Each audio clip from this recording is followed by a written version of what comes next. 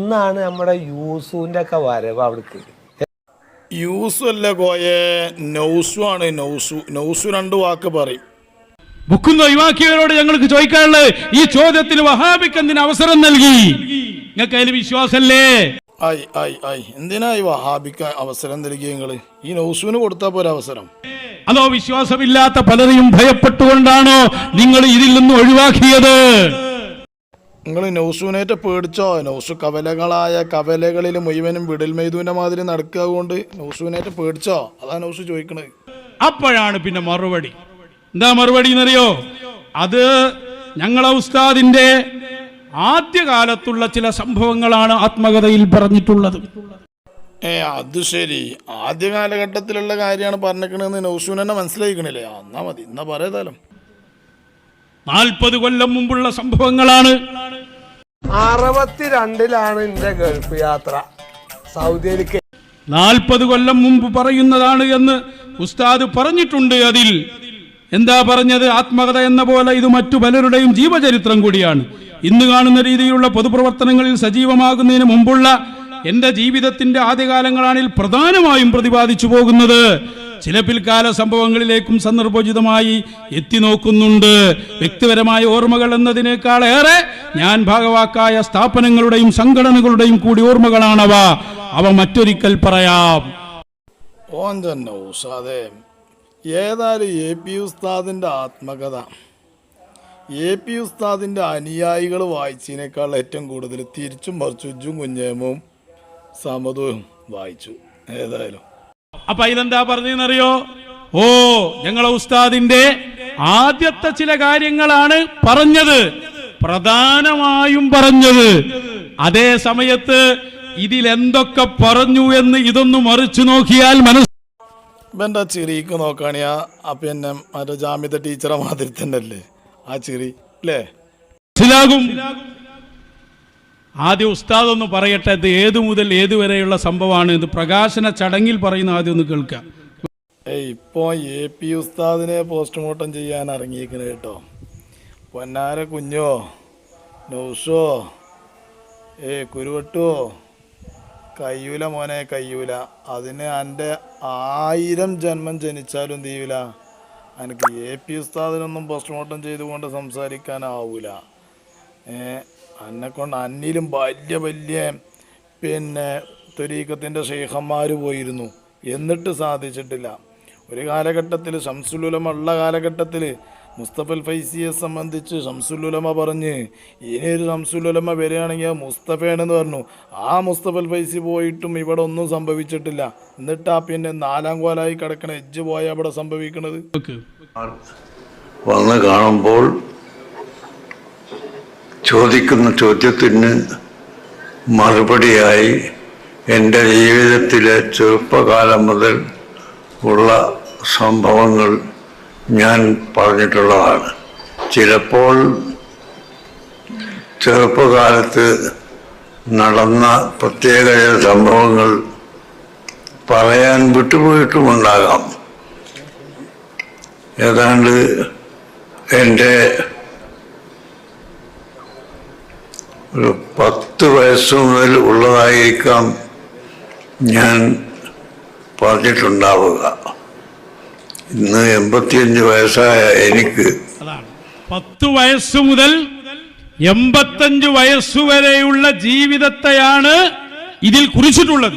അതിൽ പ്രധാനമായും ഊന്നൽ നൽകിയത് എന്തിനാ? അത് ആദ്യകാലത്തെ സംഭവങ്ങൾക്കാണ്. ആത്മകഥ 2-ാം വാള്യം 3-ാം വാള്യം എന്നൊക്കെ ഇപ്പൊ ഇങ്ങനെ ഉണ്ടാക്കുക. ഞങ്ങൾ ചങ്ങായി ആത്മകഥ 1-ാം വാള്യം 2-ാം വാള്യം 3-ാം വാള്യം എന്നൊക്കെ പറഞ്ഞുണ്ടാക്കുക. അതിന് എന്നോട് ചോദിക്കേണ്ട ആവശ്യമൊന്നുമില്ലല്ലോ. 1-ാം വാള്യം ഇറക്കിയപ്പോൾ എന്നോട് പറഞ്ഞിട്ടില്ലല്ലോ. പിന്നെ ഇപ്പോൾ 2 ഇറക്കുമ്പോൾ എന്നോട് പറയുന്നത്. അങ്ങനെ ഞങ്ങൾ ഇറക്കുവേ. അതിനെന്തിനാ ഇജ്ജ് ബേജാറാണ്? പേരിൻ്റെ പെണ്ണിനില്ലാത്ത വേദന സിസ്റ്റർക്ക് എന്തിനാണിത്? എന്നിട്ട് പറയാ, ഞങ്ങളെ ഉസ്താദ് പറഞ്ഞൊക്കെ ആദ്യകാലത്തെ സംഭവമാണ്. എന്നാൽ ഇതിൽ പറഞ്ഞ മൂപ്പർക്ക് കിട്ടിയ സ്ഥാനങ്ങളും മൂപ്പർക്ക് കിട്ടിയ അംഗീകാരങ്ങളും ഞാനൊന്ന് സ്പീഡിൽ വായിക്കാം. വായിക്കേ. അൽഹംദുലില്ലാ എന്നെ കൊണ്ട് അങ്ങനെ ഒരു മെച്ചുണ്ട്. കാരണം ഈ ബുക്ക് ഞാൻ കുറേ ശ്രമിച്ചു, ഇപ്പം അടുത്തേ കിട്ടിയിട്ടുള്ളൂ. അപ്പോൾ പിന്നെ ഞാൻ ഭാഗങ്ങളൊന്നും വായിക്കണ്ടല്ലോ, ഇജ്ജനാണ് വായിച്ചു കഴിഞ്ഞാൽ. പിന്നെ മാത്രമല്ല ഒരുപാട് ആൾക്കാർക്ക് ഇത് വായിച്ചാൽ തന്നെ വായിക്കണ്ട, അങ്ങനെ വായിക്കുക. അൽഹംദുലില്ലാ. അങ്ങനെ എന്തെങ്കിലും ഒരു കുണമെങ്കിലും എന്നെ കൊണ്ടുണ്ടാട്ടെ. എന്തെങ്കിലും ഒരു കുണം വേണ്ടേ? കൊലകുളത്തിൽ പൂത്തുകളൊക്കെ കയറുന്ന മാതിരി അങ്ങനെ എന്തെങ്കിലും ഒരു കുണം വേണ്ട എന്നെ കൊണ്ട്. മുബാറക്ക് പറയുന്നിടത്ത് മാത്രം എങ്ങനെ നിങ്ങൾ അങ്ങോട്ട് പോയത്? പ്രധാനമായതും പറഞ്ഞതായിക്കോട്ടെ, എന്നാൽ ഏറ്റവും പ്രധാനമായ കാര്യത്തിൽ ഉൾപ്പെടുത്തണ്ടേ? ഒരു വരി പറഞ്ഞാൽ മതിയല്ലോ. ആ ഒരു വരി ഞങ്ങൾക്ക് ഈ 1-ാം വാള്യത്തിൽ പറയാൻ സൗകര്യമില്ല, ഞങ്ങൾ 2-ാം വാള്യത്തിലാണ് പറയുന്നത്. ഒരു അരവരി പറഞ്ഞാൽ മതിയല്ലോ. ഞങ്ങൾ അരവരിയും പറയണില്ല, 1/4 വരിയും പറയണില്ല, ഒക്കെ ഞങ്ങൾ പിന്നത്തിലേ പറയണുള്ളൂ. അത് ഏറ്റവും പ്രധാനപ്പെട്ടതല്ലേ? ഞാൻ ചോദിക്കുന്നു നിങ്ങളോട്, ഇതൊന്നും മറിക്കാതെ ഓരോ പേജും മറിക്കണ്ട. ഈ പുസ്തകത്തിന്റെ ലാസ്റ്റ് ഒരു പ്രത്യേക ഭാഗമുണ്ട്, ജീവിതരേഖ. അതിന്റെ ലാസ്റ്റ് ഭാഗം ജീവിതരേഖ. അതൊന്നും എല്ലാവരും കേട്ടോളിട്ടോ, ആണെങ്കിൽ കേട്ടോളി, എന്നാ പിന്നെ നിങ്ങൾക്ക് വായിക്കണ്ട. എന്ന് പറഞ്ഞാൽ ഉസ്താദിന്റെ ജീവിതത്തിൽ ഉസ്താദിന് കിട്ടിയ പ്രധാനപ്പെട്ട സംഭവങ്ങൾ അത് പറയുന്ന ജീവിതരേഖയിലതാ താജുശ്ശരീഅ അക്തർ റസാഖാന്റെ മരണത്തിന് ശേഷം 2019 ഇന്ത്യൻ ഗ്രാൻഡ് മുഫ്തി. അല്ലാഹു അക്ബർ, അല്ലാഹു അക്ബർ. ഇന്ത്യൻ ഗ്രാൻഡ് മുഫ്തി അതായോ ഇല്ലേന്നല്ലോ എന്റെ ചർച്ച. ആയിട്ടില്ലേ? അത് ശരിയാ. മറ്റേക്ക് കൊടുത്തോ? മറ്റേ എന്താണ് നമ്മളെ എന്താണ് കാട്ടുകള്ളന് കൊടുത്തോ? നമ്മളെ കാട്ടുകള്ളന് കൊടുത്തിക്കണോ? ഇന്ത്യൻ ഗ്രാൻഡ് മുഫ്തി ഇപ്പോൾ ഓരോരുത്തർക്കും കാര്യമാക്കാം. അപ്പം നമ്മളെല്ലാവരും കൂടി ഞങ്ങളെ ഇന്ത്യൻ ഗ്രാൻഡ് മുഫ്തി അബ്ദുൽ സമദ് അൻവരി ഉസ്താദ് എന്ന് പറഞ്ഞതിന് കുഴപ്പമൊന്നുമില്ല. അത് ശരിയാ. ഞങ്ങളെല്ലാവരും പാടെ അബ്ദുൽ സമദിനെ ഇന്ത്യൻ ഗ്രാൻഡ് മുഫ്തി എന്ന് പറയാം. അതെ അതെ. ഏതായാലും പൊന്നാരൻ്റെ നൗഷാദെ, എൻ്റെയൊക്കെ രോഗം എത്ര നല്ലൊരു കിതാബ് ഓതിയാണ്ട് എത്ര നല്ല രൂപത്തിൽ ഗണ്ണനം കൊണ്ട് നടന്നീന് അജ്ജാണിത്. അഹ്സനിയിലിപ്പോൾ ഏറ്റവും വലിയ 1-ാം സ്ഥാനം ഒന്നുമല്ലല്ലോ എനിക്കിപ്പോൾ അവിടെ. എനിക്കവിടെ 10-ാമത്തെ സ്ഥാനമാണ് എനിക്ക് ഉണ്ടായിരിക്കണത് അല്ലേ? ഒരു സമയത്ത് ഉസ്താദിനിക്ക് കിഡ്നി വെള്ളം എടുത്തുകൊണ്ട് നടന്നുകാണ്ട് ആയി കാട്ടിക്കൂട്ടിയൊരു ചെങ്ങായി, വല്ലാത്തൊരു കോളന്നെ എൻ്റെ അവസ്ഥ. ഏതായാലും പറയാം, ഞങ്ങളതല്ലേ, ഓരോരുത്തർക്കും പറയാം, അതല്ല എൻ്റെ വിഷയം. 2019 ഇന്ത്യൻ ഗ്രാൻഡ് മുഫ്തിയായത് ഈ ബുക്കിൽ വരുന്നു. മറുപടി പറയണം. ഇജ് ചെത്തലായിക്കാണ്ട് ഇങ്ങനെ വായിച്ചുകൊണ്ട് നടക്കണേ, ഇപ്പൊ മറുപടി അറിയണം എന്ന് പറഞ്ഞാൽ അതിന് വേറെല്ലോർക്ക് ഒഴിവാണ്ട് കുട്ടിയെ. അപ്പൊ ഷായർ മുബാറക്ക് പറയുന്നിടത്ത് മാത്രം എന്താണ് ആമുഖത്തിലെ പേജ് വായിക്കുന്നത് പറഞ്ഞപ്പോഴോ? ഷായർ മുബാറക്ക് ഞങ്ങൾ ഇതിൽ 1-ാം വാള്യത്തിൽ പറയുന്നില്ലേ? എനിക്ക് കിട്ടിയ അംഗീകാരം ഞാൻ അങ്ങനെ വായിച്ചു തരട്ടോ. വായിക്ക കേക്കട്ടെ. ഏതായാലും വായിക്കേ. നിങ്ങൾ ആരോടായി പറയുന്നത്? ഇതൊക്കെ മലയാളത്തിലല്ലേ ചെങ്ങൈമാരെ?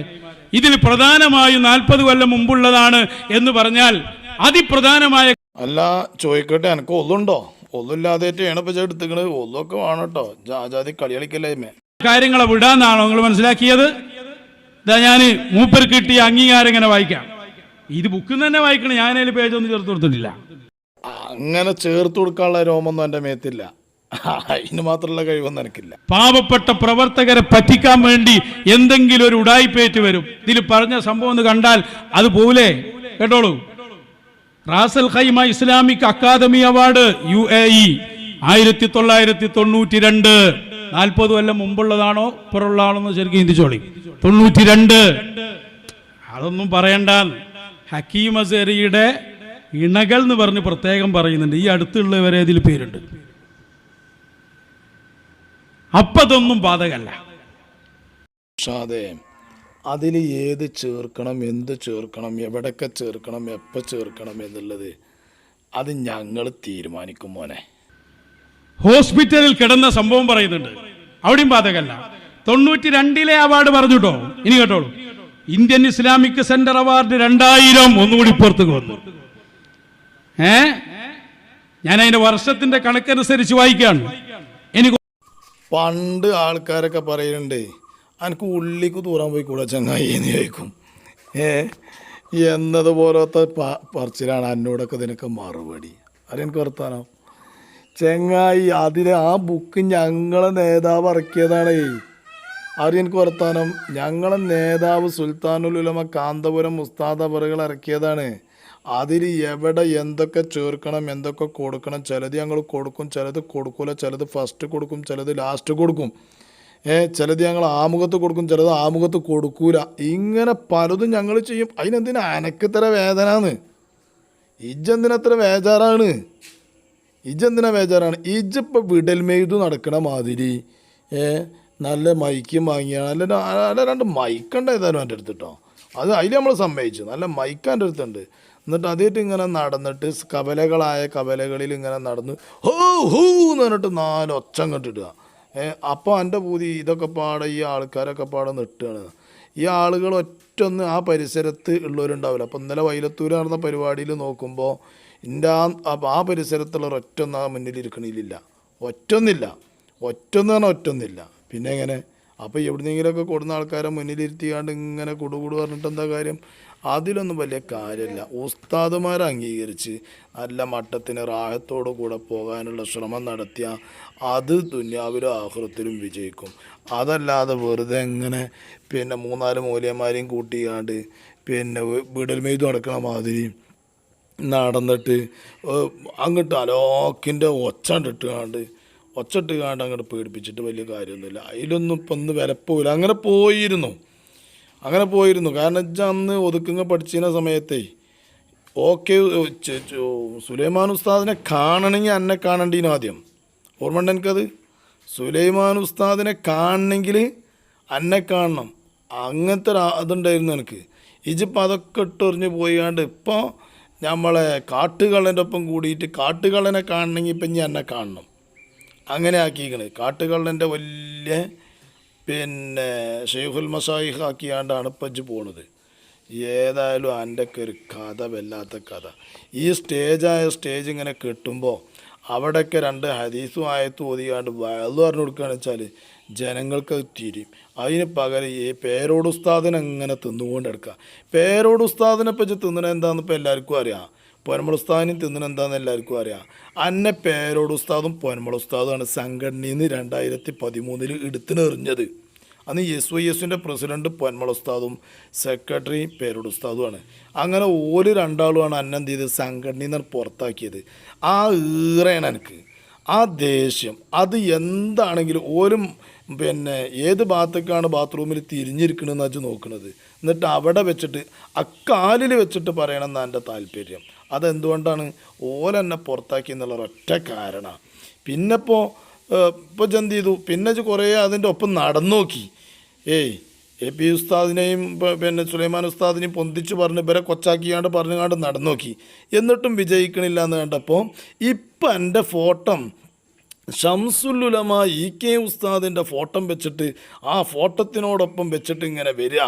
എന്ത് പേച്ചു ഷംസുൽ ഉലമക്ക് എന്ന് ചോദിച്ചിട്ട് ഇപ്പോൾ ഓലപ്പൊട്ടനാക്കുക.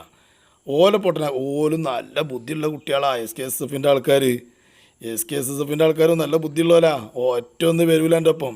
കാരണം ഓൽക്ക് അറിയാം എന്നെ എവിടെയെങ്കിലും വെച്ചിട്ട് വള്ളിയേക്കും എന്നുള്ളത് ഓൽക്ക് അറിയാം. അപ്പോൾ അതുകൊണ്ട് ഓലും അങ്ങനെ വരൂല, അന്തള്ളിയിട്ട് വരൂല. അതുകൊണ്ടല്ല എന്നെ സ്റ്റേജിൽ ഓല് കയറ്റാത്തത്. അപ്പോൾ അത് നല്ലോണം നോക്കിക്കോ ഇൻഷാ അല്ലാഹ്.